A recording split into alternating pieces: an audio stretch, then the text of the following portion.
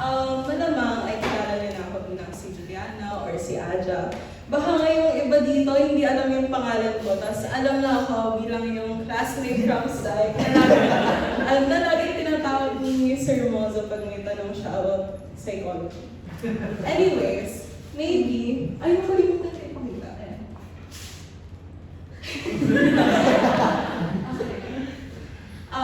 Because of this, you might have a perception of me na marami akong alam about human behavior, thoughts, feelings, emotions, basically about everything how our mind works.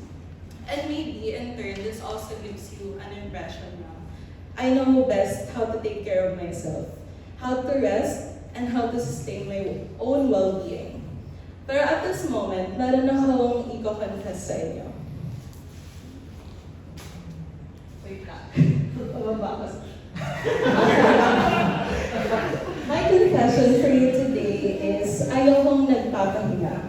I hate resting. Alam ng mga kaibigan ko na they would describe me as someone na hindi mapakali, na laging naghahanap ng trabaho. They know how much I struggle during school breaks sa mga bakasyon kasi lagi akong naghahanap ng gagawin. And for me, kasi yung mga oras na nilalaan ko sa pagpapahinga, iniisip ko pa lang, ang dami-dami yun, it's so many hours, nasasayangan ako, sana nilaan ko na lang siya sa pagiging productive, sa pagla-lock in, di ang dami ko nang nagawa.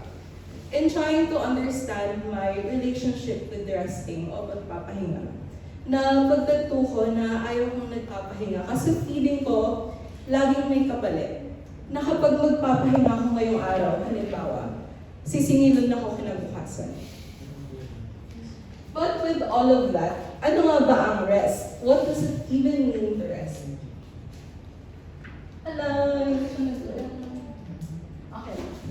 Okay. In clinical psychology, ang rest ay isang health-related phenomenon. Ito ay closely tied sa konsepto ng recovery. Nagpapahinga tayo upang makarecover from pagod or mula sa sakit para ma-sustain or ma-ensure natin yung kalusugan natin. Ako, hindi ako sakiting tao. But this semester really tested my physical health. Nagkaroon ako ng sunod-sunod na trangkaso. And around 3 weeks ago, na-sprain pa nga ako, pero ngayon nakahilis. Tapang talaga. And ang pinakamalala kong sakit this semester, alam to ng groupmates ko, nagka-chicken pox ako. Hindi siya nag-load, pero may isa pa akong chat dyan, tapos binibiro ko yung mga kaibigan ko na baka pinabarang na ako kasi sunod-sunod yung sakit ko. Ayun. Tapos, common naman ang bulutong sa Pilipinas, hindi ba? Alam naman natin yun. And it puts you out of commission for 1 to 2 weeks. At napakatagal na panahon yun. Kasi besides it being contagious, of course, nakakahawa siya.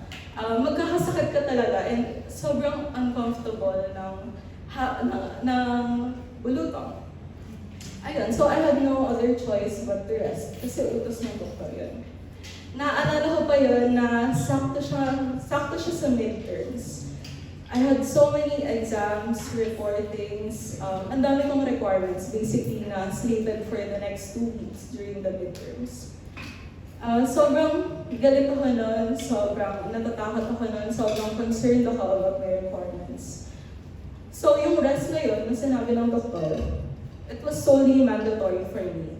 Because if I had any other choice, I would not choose to rest.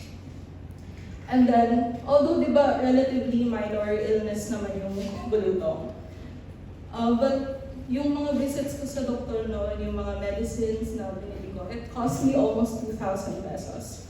Well, for some of us, it might not be that much. For me, napakalaking halaga na yun.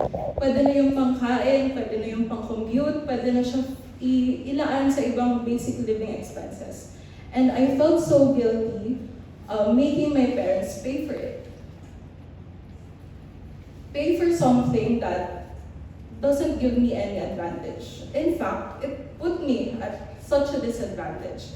Because katulad na nasabi ko, I missed so many exams na I'm paying for right now during finals actually. Kasi ayun yung during finals binigay sa akin yung panahon para makapag-catch up. Ayun, hindi ko naman piniling magkasakit. Pero ako yung nahihirapan, ako yung nadadehado. And that 2 weeks of rest, it did not feel like rest at all. So because of that, if we define rest as recovery, ako, gumaling naman ako, di ba? Kung hindi ako gumaling, hindi sana hindi ako nag-speech na yan. If we count that as rest, paano naman ako? I didn't feel well rested. The healthcare system makes us pay so much for something that we need. Something that, in some cases, we literally cannot live without. And the education system makes us feel so guilty for resting. Lalo na ngayong finals, I already know so many people that would choose to go to class, to take exams, kahit may sakit sila.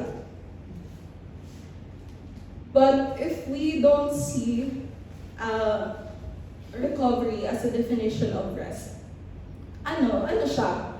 In psikolohiyang Pilipino, pahinga is defined by the word itself, pahinga.